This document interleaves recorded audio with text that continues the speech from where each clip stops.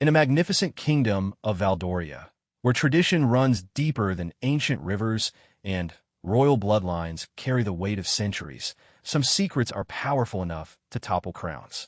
What happens when a queen's moment of weakness becomes the catalyst for a revelation that threatens to shatter everything the royal family has built? When Queen Consort Evangeline's carefully maintained composure finally cracked in the presence of young Princess Isadora, neither of them knew that a single guard's whispered observation would set in motion events that would forever change the fate of the Valdorian throne. This is the story of how 9 words spoken in the shadows of the palace corridors would expose a truth so profound that it would force an entire kingdom to question everything they believed about their beloved royal family.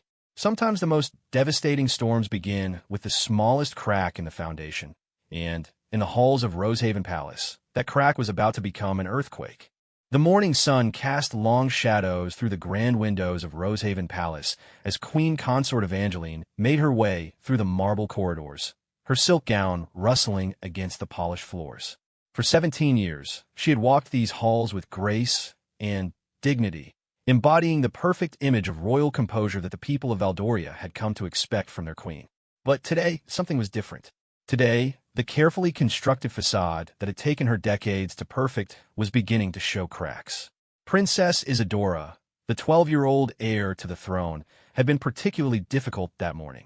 Unlike her younger siblings, who seemed to accept their royal duties with resigned compliance, Isadora possessed a rebellious spirit that reminded Evangeline too much of someone she had tried desperately to forget.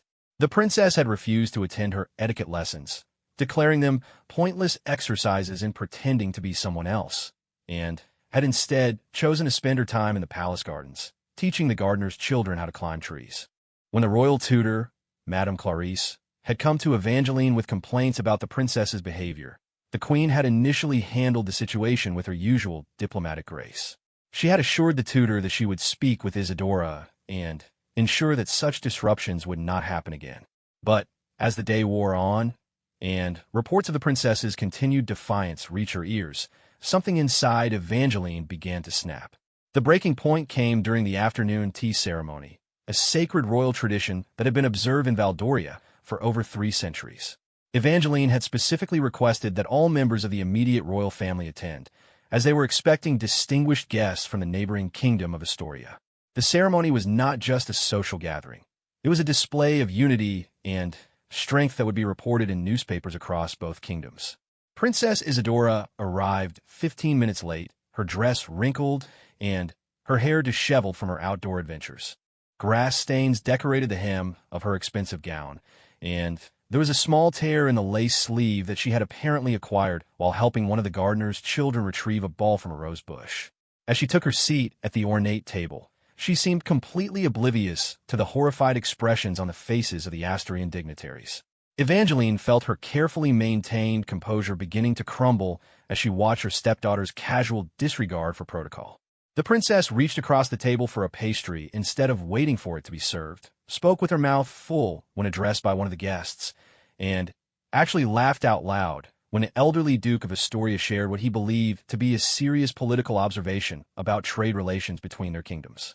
The final straw came when Princess Isadora, apparently bored with the formal conversation, began to fidget with the priceless antique silverware, using her dessert spoon to flick sugar cubes across the table at her younger brother, Prince Marcus.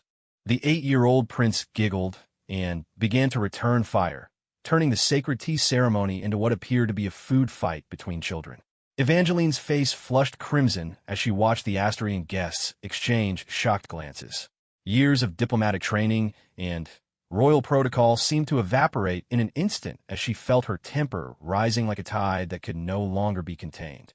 The queen's hands trembled as she set down her teacup with enough force to send a sharp clink echoing through the suddenly silent room. "Princess Isadora," she said, her voice cutting through the air like a blade, "you will excuse yourself from this table immediately and report to your chambers.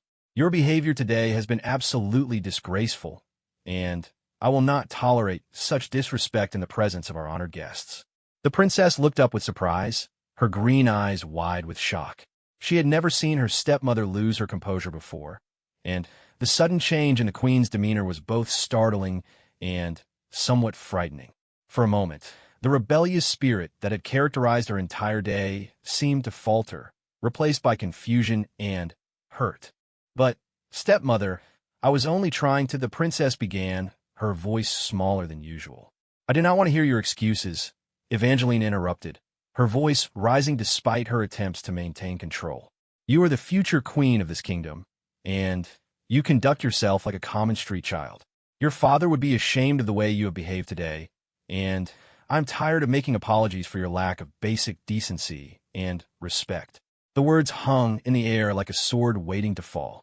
The Asturian guests sat in uncomfortable silence, unsure whether to look away or pretend they had not witnessed this breach of royal protocol.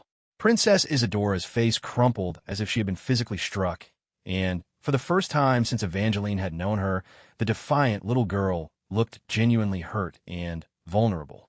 It was in that moment of terrible silence that Royal Guard Captain Thorne, who had been standing discreetly near the entrance to the dining hall, stepped forward.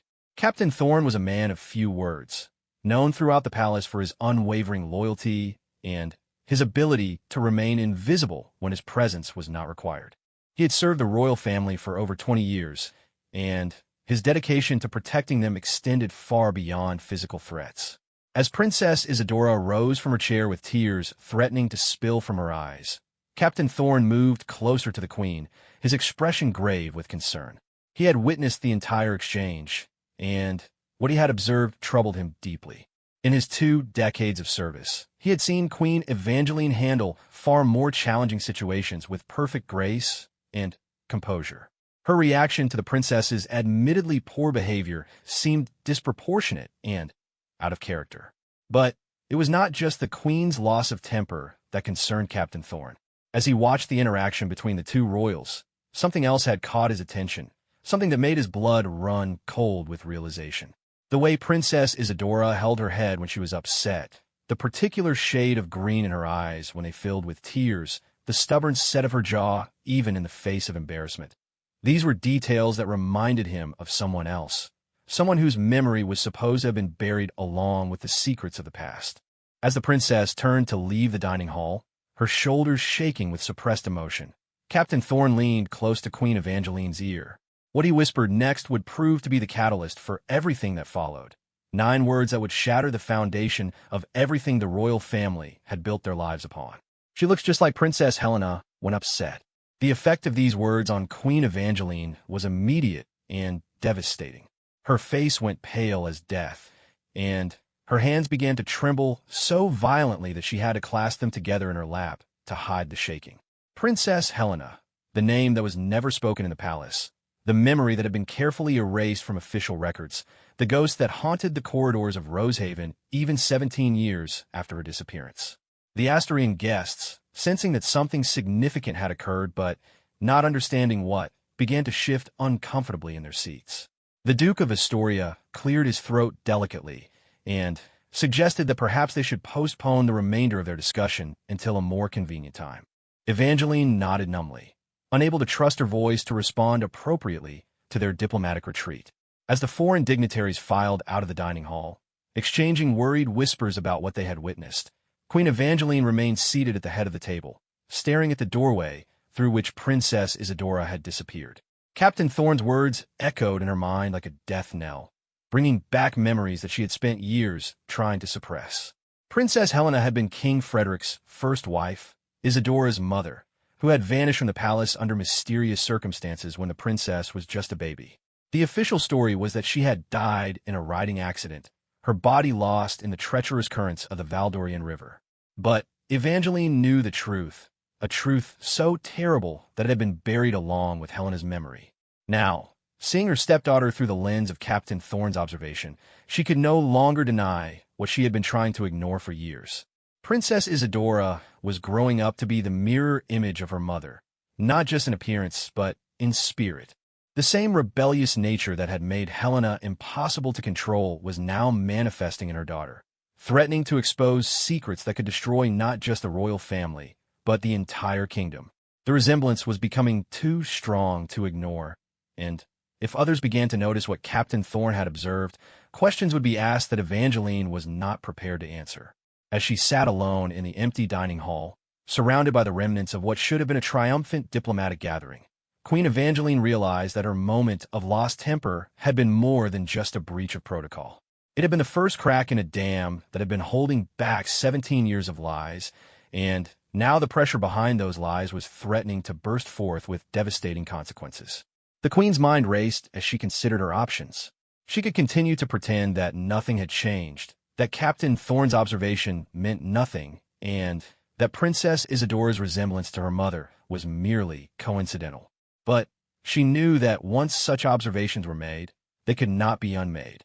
The guard's words would spread through the palace like wildfire, carried by servants and courtiers who thrived on gossip and speculation. Alternatively, she could take action to address the situation before it spiraled beyond her control. But what kind of action? How does one contain a secret that has already begun to escape? How does one silence whispers that have already begun to echo through the halls of power?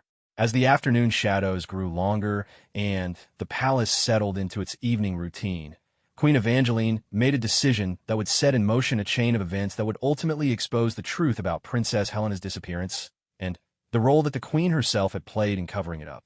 She rose from her chair with newfound determination, smoothed her skirts, and walked purposefully toward Captain Thorne's quarters. The conversation that was about to take place between the queen and the guard would determine not just the fate of Princess Isadora, but the future of the entire Valdorian monarchy. Some secrets, once disturbed, refused to remain buried, and the secret of Princess Helena was about to claw its way back from the grave to demand justice for crimes that had been hidden for far too long. As Queen Evangeline's footsteps echoed through the marble corridors of Rosehaven Palace, she could not have known that her stepdaughter, Princess Isadora, was at that very moment discovering something in her mother's former chambers that would change everything. The princess, seeking solace after her humiliating encounter at tea, had retreated to the one place in the palace that had always felt like home to her, despite being told countless times that it was off-limits. The truth was waiting in the shadows of the palace, patient and persistent, ready to emerge after 17 years of careful concealment. And as the sun set over the kingdom of Valdoria, casting the royal residence in shades of gold and crimson, the stage was set for revelations that would shake the very foundations of the crown. The ancient walls of Rosehaven Palace had witnessed countless secrets over the centuries, but few had carried the weight of the one that Captain Thorne now carried as he made his way through the dimly lit corridors toward his private quarters. His 9 words to Queen Evangeline had been spoken in a moment of concern, but now, as he reflected on the Queen's reaction, he began to understand that he had stumbled upon something far more significant than a simple observation about family resemblance. Captain Thorne had served 3 generations of Valdorian royalty, and his loyalty to the crown was absolute. But his loyalty to the truth ran just as deep, and what he had witnessed during the tea ceremony had awakened memories that he had been instructed to forget many years ago. As he walked, his mind traveled back to that terrible night 17 years earlier when Princess Helena had disappeared, leaving behind only questions that were never answered and a baby daughter who would grow up never knowing her mother. The captain had been much younger then, a newly appointed guard who was eager to prove himself worthy of protecting the royal family. He remembered the frantic search parties, the way King Frederick had aged 10 years in a single night, and the strange calmness that had settled over the palace once Queen Evangeline had arrived to help manage the crisis. Most vividly, he remembered the strict orders that had come down from the highest levels of the palace hierarchy. Princess Helena's death was to be treated as a tragic accident, and any speculation about alternative explanations was to be discouraged with extreme prejudice. But Captain Thorne had seen things that night that did not align with the official story. He had seen Queen Evangeline's dress, which bore stains that looked suspiciously like blood, though she claimed to have cut her hand on a broken window while searching for the missing princess. He had noticed how quickly certain areas of the palace had been cleaned and renovated in the weeks following Helena's disappearance, particularly the rooms that had been her private chambers. Most troubling of all, he had observed the way that any servant or guard who asked too many questions about that night seemed to mysteriously find new employment in distant corners of the kingdom. Over the years, Captain Thorne had convinced himself that his suspicions were the product of an overactive imagination and grief over the loss of a princess who had been kind to everyone in the palace, regardless of their station. Princess Helena had possessed a rare quality among royalty. She had treated the servants and guards as human beings worthy of respect and dignity. Her death had been mourned not just by the nobility, but by every person who worked within the palace walls. Now, as he recalled his observation about Princess Isadora's resemblance to her mother, Captain Thorne realized that his suspicions from 17 years ago might not have been unfounded after all. The way Queen Evangeline's face had drained of color, the trembling in her hands, the barely controlled panic in her eyes. These were not the reactions of a woman who was simply being reminded of a sad but distant tragedy. These were the reactions of someone who was terrified of being discovered. Meanwhile, in another wing of the palace, Princess Isadora was making discoveries of her own. The 12-year-old had fled to the abandoned chambers that had once belonged to her mother, seeking refuge from the humiliation and confusion of the afternoon's events. The rooms had been sealed shortly after Princess Helena's death, officially out of respect for the deceased, but Isadora had long ago discovered a hidden passage that allowed her to enter without being detected by the palace guards. The chambers had become her secret sanctuary, a place where she could escape the suffocating expectations of royal life and feel connected to the mother she had never known. Over the years, she had slowly explored every corner of the rooms, uncovering small treasures that had been left behind when the chambers were hastily sealed.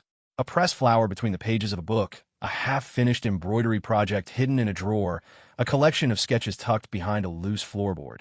Each discovery had helped her piece together a picture of a woman who seemed very different from the tragic but distant figure described in the official histories.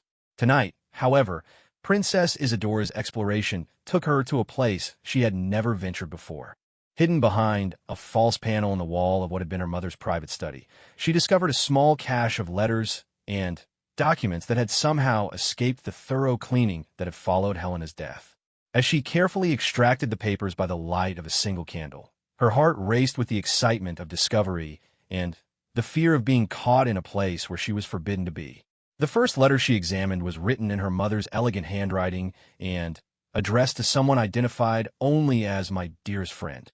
As Princess Isadora read, her eyes grew wide with shock and disbelief. The letter spoke of fears for personal safety, of growing suspicions about Queen Evangeline's true intentions, and of a plan to escape the palace with baby Isadora if circumstances became too dangerous. I can no longer ignore the signs, her mother had written. Evangeline's kindness is a mask that barely conceals something much darker underneath. She speaks of wanting to help Frederick through his grief over his first wife's death, but I have seen the way she looks at me when she thinks no one is watching. There is hunger in her eyes, a desperate need to possess not just Frederick's love, but his crown.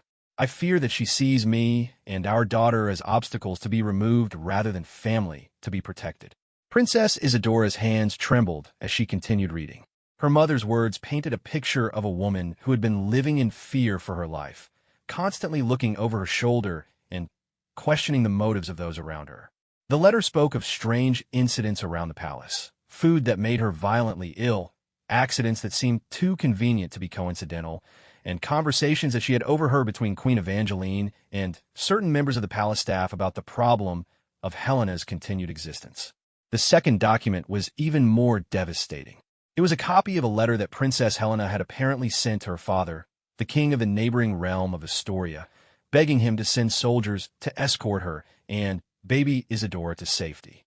The letter detailed specific threats that had been made against her life and provided names of palace staff members who had been recruited to spy on her daily activities. Most shocking of all, it included a detailed account of a conversation that Helena claimed to have overheard between Queen Evangeline and a man identified as the physician, in which they discussed the best way to make her death appear accidental. Time is running out, the letter concluded. If you receive this message, know that I love you and Mother with all my heart, but I cannot remain in this place any longer. Evangeline has made it clear that she will not tolerate my presence indefinitely, and I will not allow my daughter to grow up in the shadow of such evil.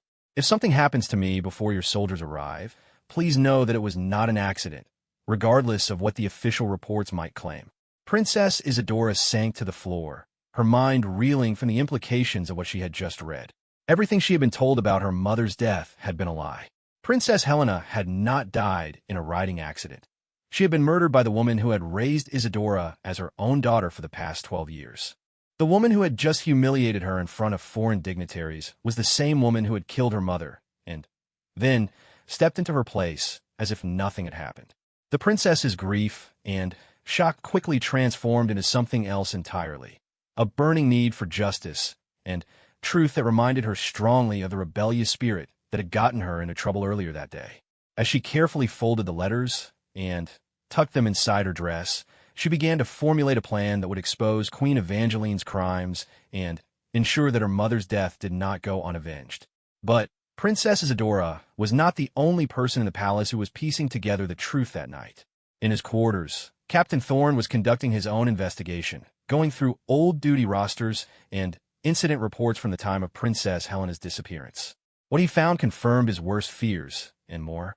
There had been a systematic effort to remove anyone who might have witnessed something important on the night of Helena's death. Guards had been reassigned to distant outposts. Servants had been given generous severance packages and sent away from the capital. And several key witnesses had died in what were reported as unrelated accidents in the months following the princess's disappearance. Most damning of all, Captain Thorne discovered a sealed envelope in his personal effects that he had forgotten about until tonight.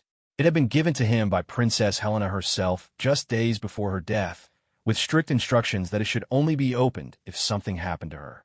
At the time, he had thought it was simply the paranoid precaution of a woman who was already grieving the loss of her husband's first wife and struggling to adjust to life in a new kingdom. Now, he realized that it might contain evidence that could finally bring Princess Helena's killer to justice. With trembling fingers, Captain Thorne broke the seal and unfolded the letter inside. What he read made him understand that the situation was even more complex and dangerous than he had imagined. Princess Helena had not just suspected that Queen Evangeline wanted her dead. She had uncovered evidence of a larger conspiracy that reached into the highest levels of both the Valdorian and Astrian governments.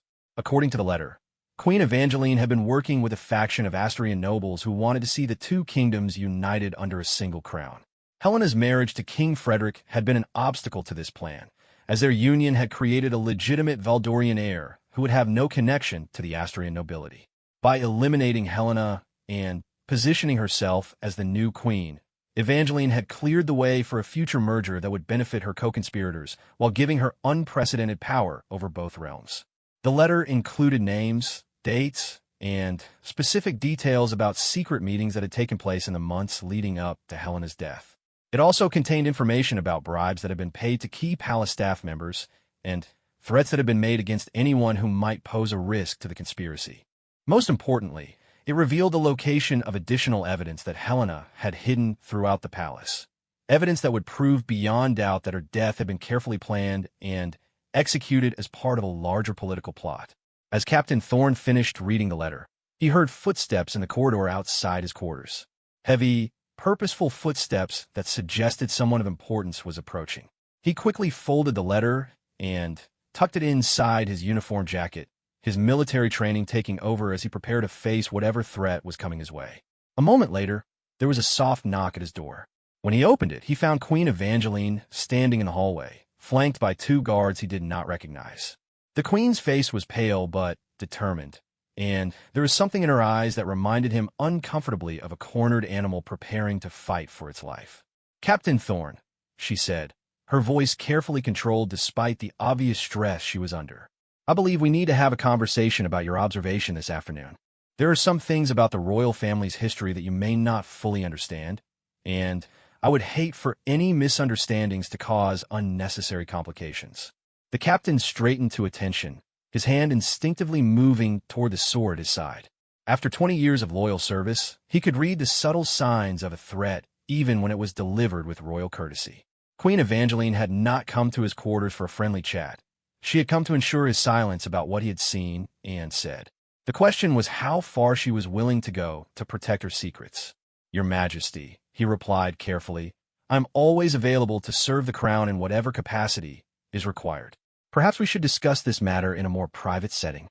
The queen's smile was cold and calculating as she stepped into his quarters, the unknown guards following close behind. "Privacy is exactly what I had in mind, Captain. You see, there are some secrets that are too dangerous to be shared, even with the most loyal servants of the crown. I do hope you understand the delicate nature of the situation we find ourselves in. As the door closed behind them, Captain Thorne realized that the confrontation he had been expecting for 17 years had finally arrived.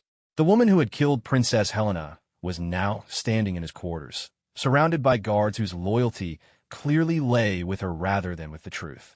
The evidence hidden in his jacket felt like it was burning against his chest, but he knew that revealing it now would likely result in his own immediate death. Outside, in the corridors of Rosehaven Palace, other wheels were already in motion. Palace servants who had been carefully watching and listening for years were beginning to piece together fragments of conversations and observations that painted a disturbing picture of the events surrounding Princess Helena's death.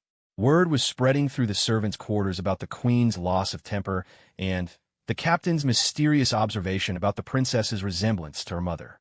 Most significantly, Princess Isadora was making her way through the hidden passages of the palace toward the location where her mother had hidden the additional evidence mentioned in the letters. The 12-year-old princess was no longer the rebellious child who had disrupted the tea ceremony. She was a young woman on a mission to expose the truth about her mother's murder and bring justice to the woman who had stolen everything from her. The night was far from over, and the secrets that had been buried for 17 years were finally clawing their way back to the surface. By morning, the carefully constructed lies that had held the Valdorian monarchy together would begin to crumble, and the truth about Queen Evangeline's rise to power would be exposed for all to see. The palace that had been silent for so long was about to echo with the sounds of justice finally being served. The ancient clock tower of Rosehaven Palace chimed midnight as Princess Isadora made her way through the labyrinthine network of hidden passages that honeycombed the walls of the royal residence. These secret corridors had been built centuries ago to allow the royal family to move unseen during times of siege or political upheaval, but they had long since been forgotten by most of the palace's current inhabitants. For Isadora, however, they represented freedom, the ability to move through her home without the constant supervision and protocol that governed every other aspect of her life. Tonight, these passages served a far more serious purpose. Armed with the knowledge contained in her mother's letters, Princess Isadora was following a detailed map that Princess Helena had drawn, indicating the locations where she had hidden evidence of Queen Evangeline's conspiracy. The first location was the old chapel in the eastern wing of the palace, a building that had been abandoned after a fire had damaged its roof some 15 years earlier. According to her mother's notes, crucial documents were hidden beneath a loose stone in the chapel's altar. As the princess emerged from the hidden passage into the moonlit chapel, she was struck by the eerie atmosphere of the abandoned space. Broken stained glass windows allowed slivers of pale light to illuminate dust-covered pews and religious artifacts that had been left to decay after the fire. The smell of old smoke still lingered in the air, mixed with the mustiness of years of neglect. But Isadora pressed forward, driven by a determination that surprised even her with its intensity. The altar stone that her mother had described was exactly where the map indicated it would be. With considerable effort, the 12-year-old managed to pry up the heavy stone, revealing a waterproof container that had been carefully sealed and hidden in the hollow space beneath. Inside, she found what could only be described as a treasure trove of evidence against Queen Evangeline, documents that revealed the full scope of the conspiracy that had led to Princess Helena's murder. The first document was a contract written in Queen Evangeline's own handwriting, outlining an agreement with Lord Mordecai of Astoria to facilitate the eventual merger of the two kingdoms under Asturian rule. In exchange for her cooperation in eliminating the Valdorian obstacle, clearly a reference to Princess Helena, Evangeline was promised the position of regent over both kingdoms until Prince Marcus came of age. The contract was signed and witnessed by several high-ranking Asturian officials, making it legally binding under international law.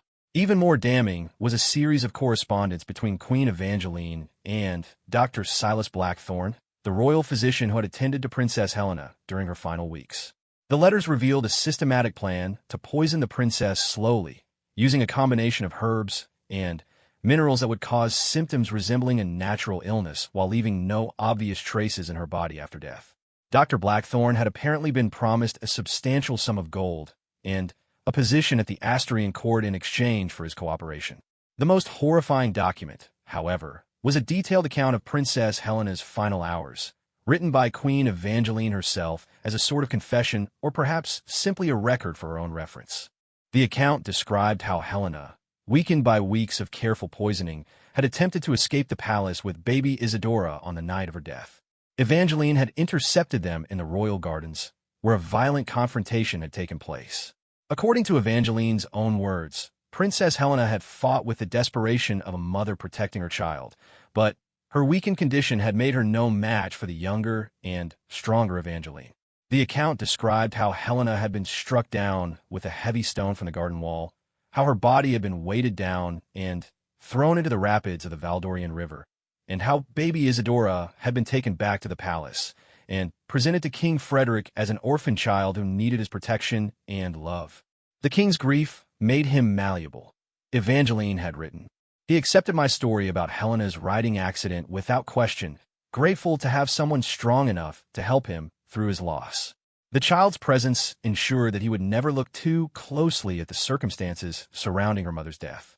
Who would suspect that the woman caring for Helena's daughter was the same woman who had killed her?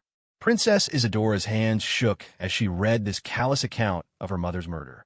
The woman who had raised her, who had attended her bedside when she was sick, who had taught her royal protocol and proper behavior, was revealed to be not just a killer, but a monster who had used Isadora's own existence as a shield against suspicion. The level of calculation and cruelty involved was almost beyond comprehension. But the evidence didn't stop there. Hidden beneath the documents was a small leather pouch containing what appeared to be samples of the poison that had been used against Princess Helena. Each vial was carefully labeled with dates and dosages, along with notes about Helena's declining health and the symptoms she had exhibited. Dr. Blackthorne had apparently kept meticulous records of his participation in the murder, perhaps as insurance against future betrayal by his co-conspirators. As Princess Isadora carefully gathered the evidence and prepared to leave the chapel, she heard voices approaching from outside. Panicking, she quickly replaced the altar stone and retreated to the shadows near the damaged altar rail, clutching the evidence against her chest. Through the broken windows, she could see torchlight flickering in the courtyard, and she recognized the voices of palace guards conducting what appeared to be a search. "The Queen wants every inch of the palace grounds searched," one guard was saying to another. "Captain Thorne has gone missing from his quarters, and she's concerned that there may be intruders in the palace. Check every building, even the ones that have been abandoned." Isadora's blood ran cold as she realized that Queen Evangeline had apparently discovered that people were investigating her past. The mention of Captain Thorne's disappearance was particularly troubling. Had the loyal guard been silenced because of his observation about Isadora's resemblance to her mother? The princess pressed herself further into the shadows as the guards entered the chapel, their torches casting dancing shadows on the walls. "Nothing here but dust and decay," one of the guards commented after a cursory search. "This place gives me the chills. Let's move on to the old stables." As the guards left, Princess Isadora realized that she needed to move quickly. If Queen Evangeline suspected that evidence of her crimes might still exist, she would undoubtedly be taking steps to eliminate any remaining traces of her guilt. The princess had to find the other hidden caches of evidence before they could be discovered and destroyed by the Queen's agents. Meanwhile, in the depths of the palace dungeons, Captain Thorne was discovering firsthand just how far Queen Evangeline was willing to go to protect her secrets. The loyal guard had been overpowered in his quarters and dragged to a cell that officially didn't exist, located in a section of the palace's foundation that had been sealed off from public access decades earlier. His captors had taken Princess Helena's letter, but they hadn't thought to search him thoroughly enough to find a small lockpick that he always carried, a skill learned during his military service that had served him well over the years. As he worked to free himself from his bonds, Captain Thorne could hear voices echoing through the stone corridors outside his cell. Queen Evangeline was apparently holding court in the dungeons, meeting with the same unknown guards who had accompanied her to his quarters along with several other individuals whose voices he didn't recognize. "The situation is becoming untenable," the Queen was saying, her usually controlled voice tight with stress. "Captain Thorne's observations this afternoon have clearly triggered something, and I have reason to believe that others may be beginning to piece together the truth about Helena's death. We need to move quickly to contain the damage before it spreads beyond our ability to control." "What do you propose, Your Majesty?" asked a voice that Captain Thorne recognized as belonging to Dr. Blackthorne. The royal physician was apparently still alive and still cooperating with the Queen's criminal activities. "We implement the final contingency plan," Evangeline replied coldly. "King Frederick's grief has made him increasingly unstable over the years, and I believe the stress of recent events may finally push him over the edge. A tragic case of madness, followed by an equally tragic suicide, would clear the way for Prince Marcus to ascend to the throne with me as his regent. Princess Isadora, unfortunately, would need to be considered a casualty of her father's final act of madness." The casual way in which Queen Evangeline discussed murdering her husband and stepdaughter sent chills down Captain Thorne's spine. He had known that she was capable of killing to achieve her goals, but the scope of her ambition was apparently even greater than he had imagined. She was planning to eliminate the entire royal family except for young Prince Marcus, whom she could control and manipulate until he came of age. "And what about the evidence that Helena may have hidden?" asked another voice. "If she was suspicious enough to write letters about her fears, she may have taken other precautions as well." "We've already begun searching the palace," Evangeline replied. "Any evidence that Helena left behind will be found, and destroyed before it can cause us problems. The girl is only 12 years old. Even if she has discovered something, who would believe the wild accusations of a child against the word of Queen?" But Queen Evangeline had underestimated Princess Isadora's resourcefulness and determination. Even as the adults plotted in the dungeons below, the young princess was making her way to the second location indicated on her mother's map, the Royal Library's rare book collection, where documents had apparently been hidden inside the binding of an ancient text on Valdorian law. The library was one of Isadora's favorite places in the palace, and she knew its layout better than most of the librarians.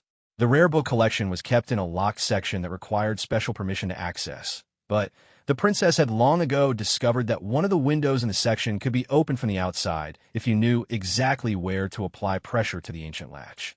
The book her mother had indicated was a massive tome on constitutional law that looked like it hadn't been disturbed in decades.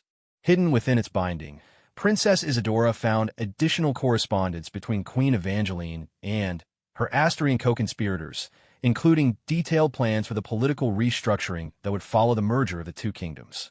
The documents revealed that the conspiracy reached far beyond simple murder.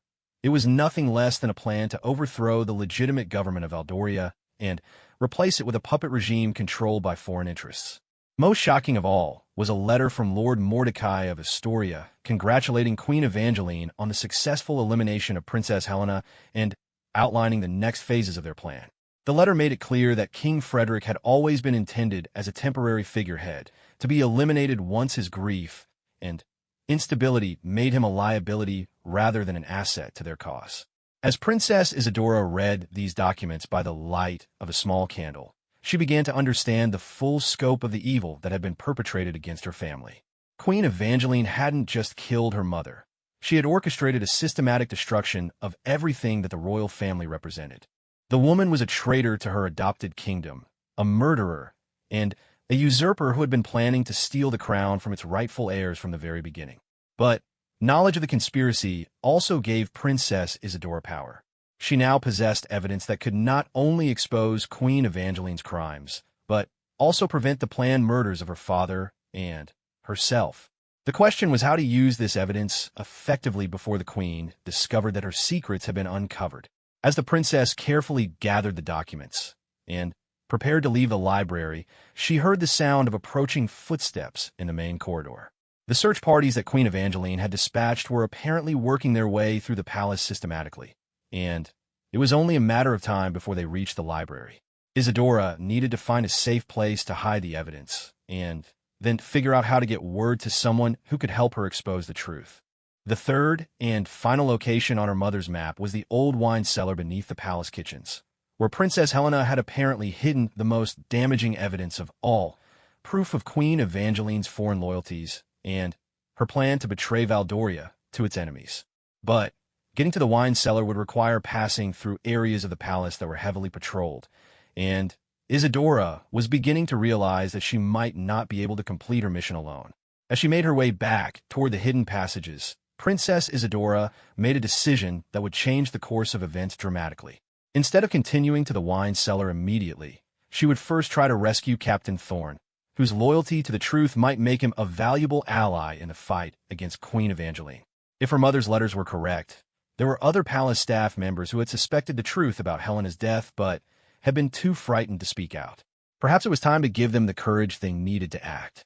The young princess had no way of knowing that her decision would set in motion a chain of events that would culminate in a confrontation that would determine not just the fate of the Valdorian royal family, but the future of the entire kingdom.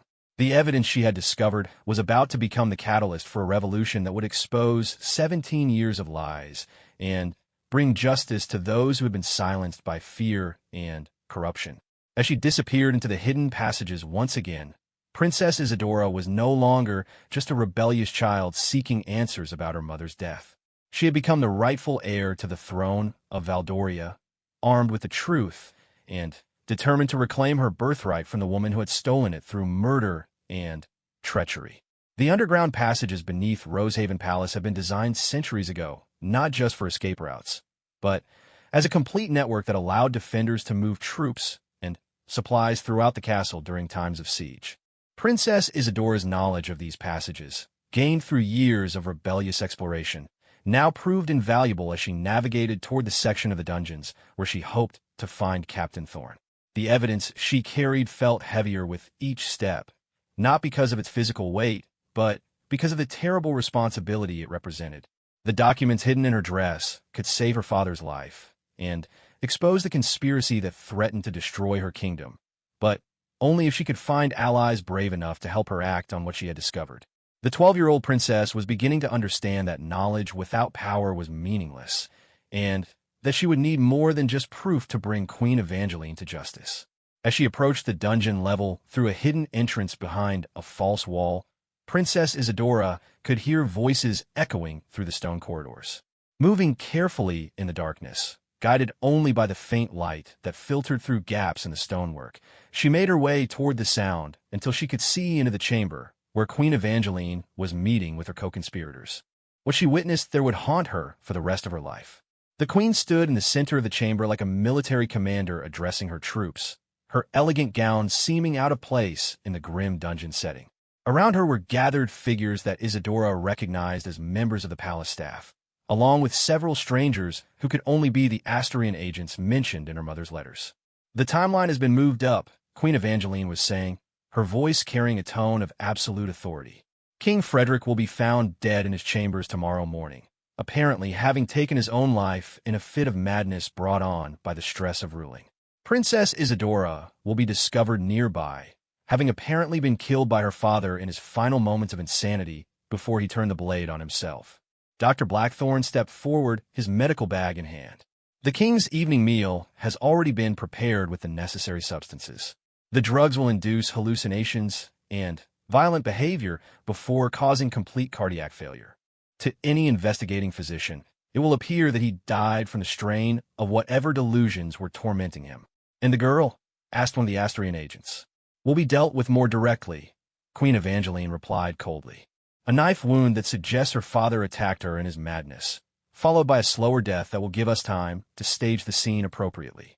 Prince Marcus will be kept safely away from the palace tonight, visiting his cousins in the countryside, ensuring that he cannot be connected to the tragedy." Princess Isadora pressed her hand to her mouth to prevent herself from crying out in horror. The casual way these people discussed murdering her and her father was almost beyond comprehension. But even as terror filled her heart, she forced herself to listen for any information that might help her prevent their plans from succeeding. "What about Captain Thorne?" asked Dr. Blackthorne. "He's proven more resourceful than we anticipated." "Captain Thorne will unfortunately be discovered to have been killed while attempting to intervene in the king's final violent episode," the queen replied. "His body will be found in the royal chambers, evidence of his loyalty and bravery in trying to protect the royal family.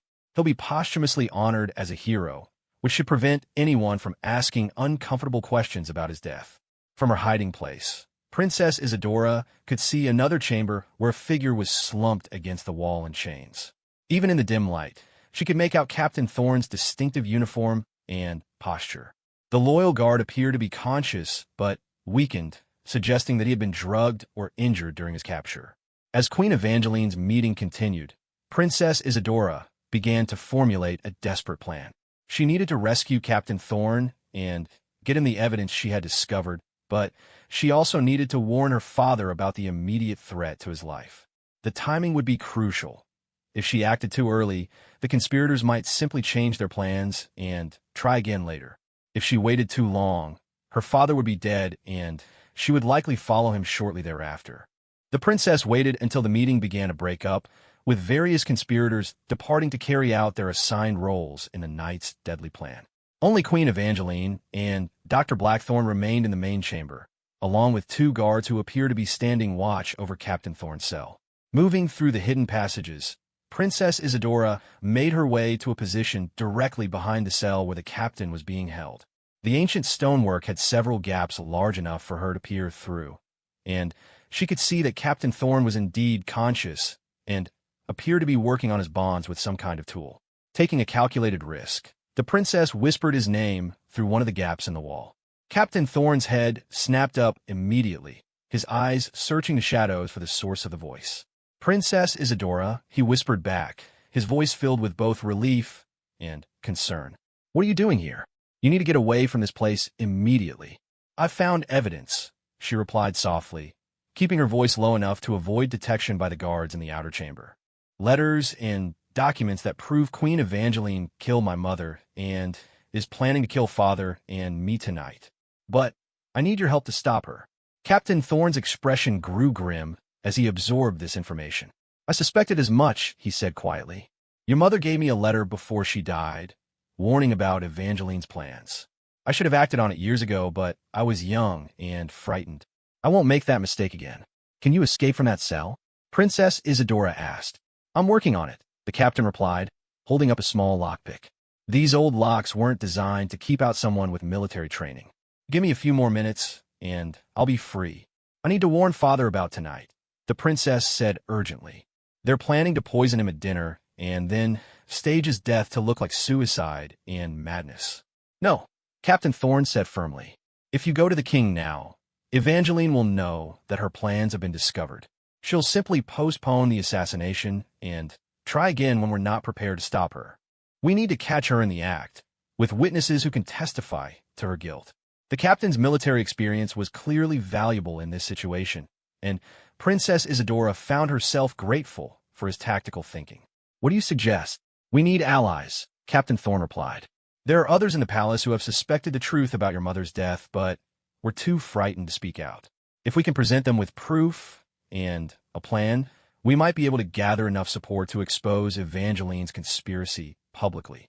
As they spoke in whispered tones, Captain Thorne continued working on his lock, while Princess Isadora kept watch for the guards. The captain's plan was beginning to make sense. Instead of simply preventing one assassination attempt, they could expose the entire conspiracy and ensure that Queen Evangeline and her co-conspirators face justice for all their crimes. "There's a servant named Margaret who worked closely with your mother," Captain Thorne continued. "She was reassigned to the kitchens after Helena's death, but I know she never believed the official story. If we can convince her to help us, she might be able to intercept the poison meal before it reaches your father." "What about the other evidence my mother hid?" Princess Isadora asked. "There's supposed to be more documents in the old wine cellar." "We'll retrieve those as well," the captain replied. "But first we need to build our network of allies. The more people who know the truth, the harder it will be for Evangeline to silence all of us." At that moment, they heard footsteps approaching the cell area. Captain Thorne quickly concealed his lockpick and resumed his slumped position against the wall, while Princess Isadora pressed herself back into the shadows of the hidden passage. Dr. Blackthorne entered the chamber, carrying his medical bag and wearing the satisfied expression of a man who believed his plans were proceeding smoothly. "Still conscious, I see," the doctor said, addressing Captain Thorne through the bars of the cell. "That's good. I want you to be fully aware of what's going to happen tonight. You see, your little observation this afternoon set in motion a chain of events that will result in the deaths of everyone you've spent your career protecting. I hope the irony isn't lost on you." Captain Thorne raised his head and glared at the doctor with undisguised hatred. "You're a disgrace to your profession, Blackthorne. Helena trusted you to protect her health, and you poisoned her instead." Dr. Blackthorne chuckled coldly. Princess Helena was an obstacle to progress. Her death paved the way for a stronger alliance between Valdoria and Astoria, one that will benefit both kingdoms in the long run. Sometimes individual sacrifices must be made for the greater good. The greater good? Captain Thorne spat. You mean Queen Evangeline's ambition and your own greed. Don't pretend this is about anything noble. Think what you like, the doctor replied with a shrug. You won't be alive long enough for your opinions to matter. The Queen wants me to give you something to help you sleep peacefully until it's time for your final performance. Dr. Blackthorne began to prepare a syringe from his medical bag, but before he could approach the cell, Captain Thorne sprang into action. The lockpick had done its work, and the loyal guard burst from his cell with the speed and precision of a trained warrior. Dr.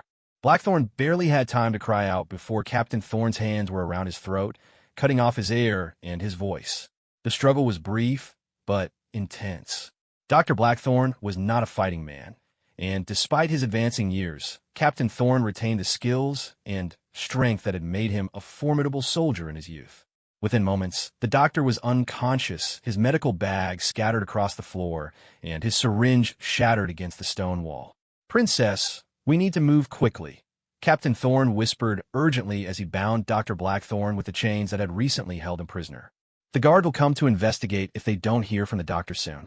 Princess Isadora emerged from the hidden passage, her heart racing with excitement and fear. The rescue had succeeded, but she knew that their real work was just beginning. They now had one of Queen Evangeline's key co-conspirators as a prisoner, but they still needed to prevent the assassination of King Frederick and gather the remaining evidence that would expose the full scope of the conspiracy. Where can we go to plan our next moves? The princess asked as they prepared to leave the dungeons. I know a place, Captain Thorne replied. There's an abandoned guard post in the old section of the palace walls. We can meet there with the allies we need to recruit. But first, we need to get you that evidence from the wine cellar. The more proof we have, the more likely we are to convince others to join our cause. As they made their way through the hidden passages toward the wine cellar, Princess Isadora felt a mixture of hope and determination that she had never experienced before. For the first time since discovering the truth about her mother's death, she felt like she might actually be able to achieve justice and protect her family from Queen Evangeline's evil plans.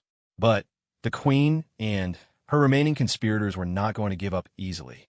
Even as Princess Isadora and Captain Thorne worked to build their alliance, Queen Evangeline was discovering that Dr. Blackthorne had failed to return from his mission to sedate the troublesome guard. The search for the missing doctor would soon lead to the discovery that Captain Thorne had escaped, and when that happened, the carefully laid plans for the evening would have to be accelerated dramatically. The final confrontation between the forces of truth and the conspiracy of lies was approaching rapidly, and the fate of the kingdom of Valdoria hung in the balance. Princess Isadora was about to discover that claiming her rightful place as heir to the throne would require not just evidence and allies, but the courage to face down enemies who would stop at nothing to maintain their grip on power. The wine cellar held the final pieces of the puzzle that would complete the picture of Queen Evangeline's treachery, but it also represented the point of no return for everyone involved.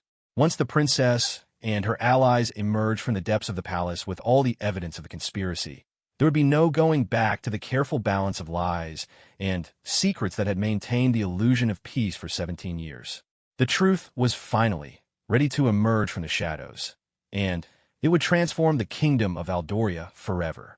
The wine cellar beneath Rosehaven Palace had not been used for its original purpose in decades, serving instead as storage for forgotten furniture and discarded artifact from previous generations of royalty.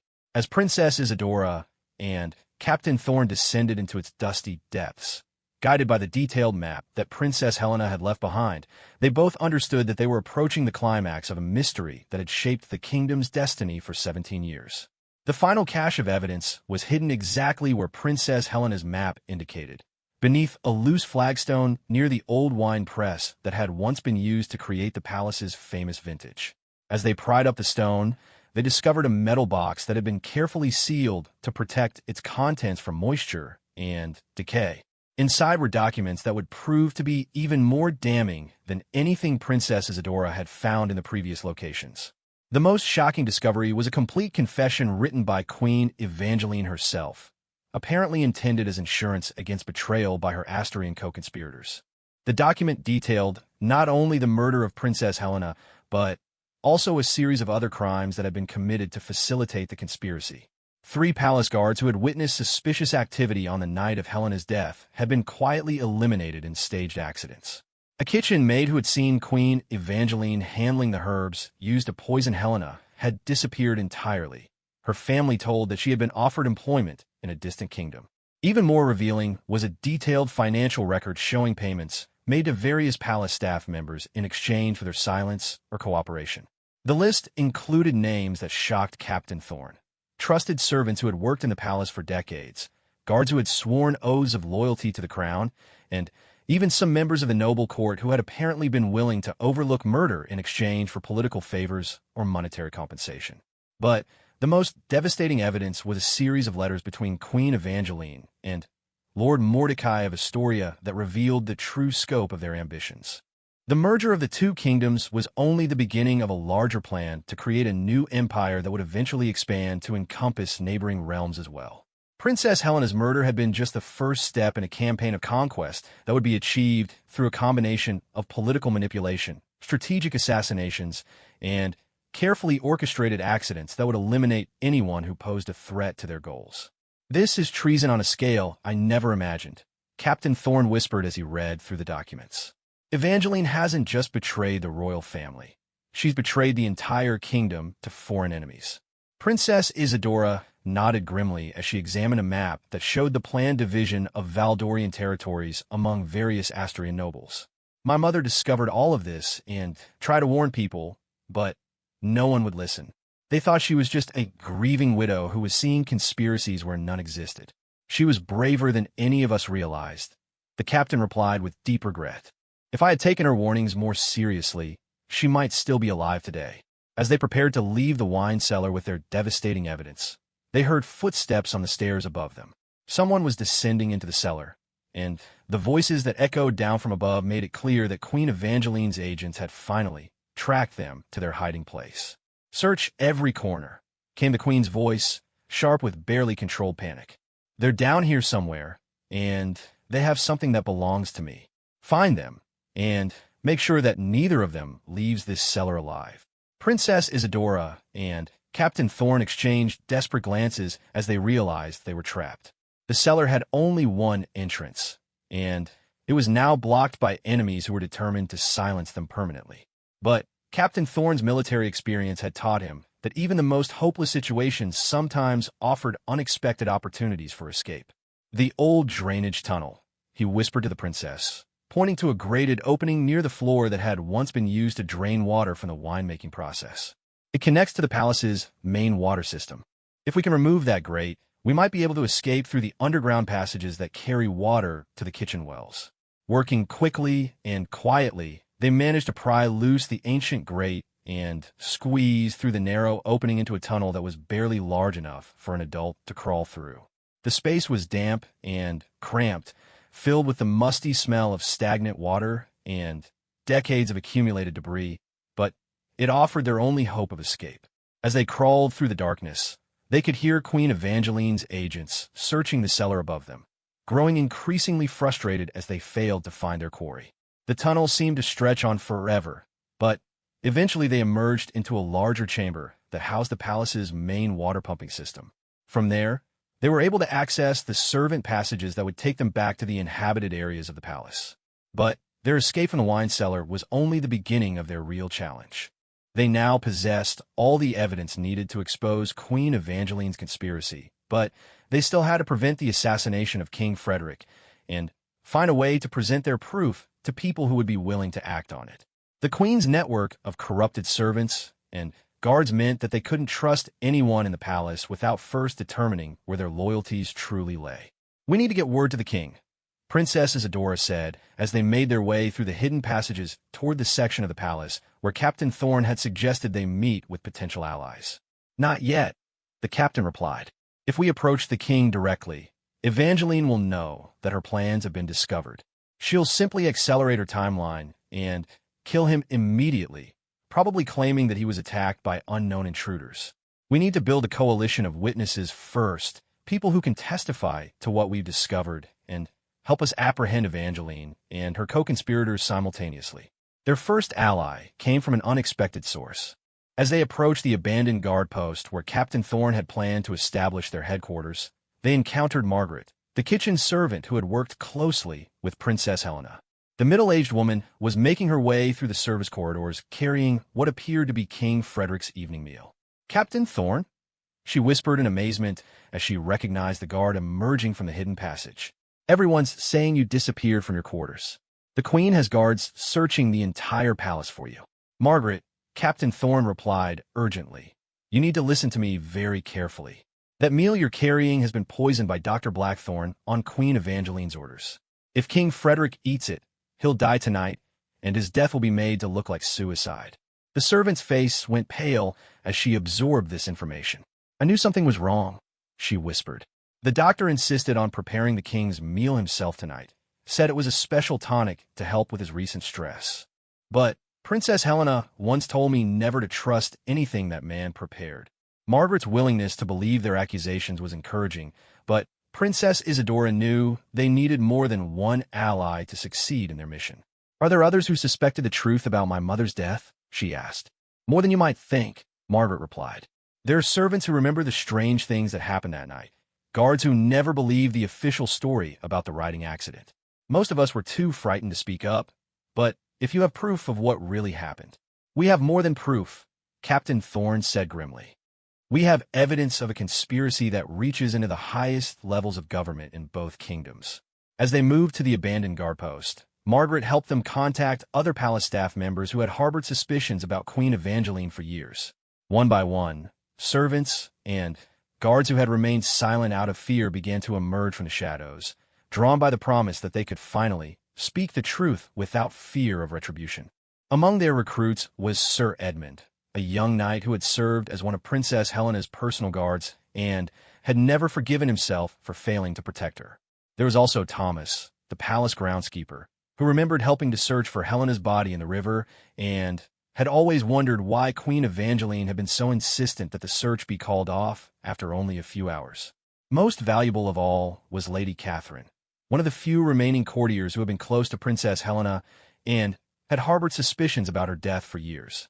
As a member of the nobility, her testimony would carry significant weight with the other court officials who would need to be convinced of Queen Evangeline's guilt. As their coalition grew, Captain Thorne began to organize them like a military unit, assigning specific roles and responsibilities to each member. Margaret would ensure that King Frederick did not consume the poisoned meal, while Sir Edmund would gather other loyal knights who could help apprehend the conspirators. Thomas would use his knowledge of the palace grounds to position people at strategic locations, ensuring that Queen Evangeline and her allies could not escape when the truth was finally revealed. Lady Catherine's role was perhaps the most crucial of all. She would present the evidence to the court officials and noble families who would need to validate any charges brought against the Queen. Without their support, even the most damning evidence might not be enough to bring down someone who had held power for so many years. As dawn approached, the preparations were finally complete. They had intercepted and disposed of the poisoned meal, gathered enough witnesses to corroborate their accusations, and positioned their allies throughout the palace to prevent any escape attempts. Most importantly, they had hidden the evidence in multiple locations to ensure that it could not be destroyed even if some of their group were captured or killed. The final confrontation began when Queen Evangeline discovered that King Frederick was not responding to the poison as Dr. Blackthorne had predicted. Instead of finding the king dead or dying in his chambers, the Queen's agents reported that he appeared to be in perfect health and was preparing for his normal morning routine. The failure of her carefully laid plans sent Evangeline into a rage that finally stripped away the last vestiges of her royal composure. "Find Captain Thorne and that wretched child," she screamed at her remaining loyal guards. "They've somehow interfered with our plans, and I want them brought to me immediately. Kill anyone who tries to protect them." But as Queen Evangeline's forces spread through the palace in search of their enemies, they found themselves facing not just Princess Isadora and Captain Thorne, but a growing coalition of palace staff members who were no longer willing to remain silent. The servants who had lived in fear for 17 years were finally ready to speak the truth, and the guards who had spent their careers protecting lies were finally ready to defend justice instead. The confrontation reached its climax in the great throne room, where King Frederick had been summoned by Lady Catherine under the pretense of addressing concerns about palace security. As the king entered the hall, he found himself facing not just his wife and stepdaughter, but dozens of palace staff members who had gathered to witness the revelation of truths that had been hidden for far too long. Princess Isadora stepped forward, holding the evidence that would finally bring justice for her mother's murder. "Father," she said, her young voice carrying a strength and authority that surprised everyone present. "There are things you need to know about how my mother really died, and about the woman you married to help you through your grief." What followed was a recitation of evidence so comprehensive and damning that even Queen Evangeline's most loyal supporters began to abandon her cause. As each document was read aloud, each witness came forward to testify about what they had seen and suspected. The full scope of the conspiracy became clear to everyone present. King Frederick's grief as he learned the truth about his beloved Helena's murder was heartbreaking to witness, but his fury toward the woman who had deceived him for so many years was terrible to behold. Queen Evangeline's desperate attempts to maintain her innocence crumbled in the face of her own written confessions and the testimony of witnesses who could no longer be silenced or intimidated. The trials that followed would expose the full network of corruption that had infected both kingdoms, leading to arrests and executions that would reshape the political landscape of the entire region. Princess Isadora would eventually ascend to the throne as the rightful heir, ruling with wisdom and justice that honored the memory of the mother she had never known but had fought so hard to avenge. But perhaps the most important outcome of that terrible night was the restoration of truth as the foundation of royal power in Valdoria. Never again would the palace be a place where murder could be disguised as accident, where treachery could masquerade as loyalty, or where the innocent could be silenced by those who sought to profit from their deaths. The 9 words that Captain Thorne had spoken in a moment of innocent observation had indeed shaken the entire palace, but they had also set in motion a reckoning that would ensure that justice finally prevailed over conspiracy, and that the memory of Princess Helena would be honored by the daughter who had inherited not just her throne, but her courage and determination to fight for what was right.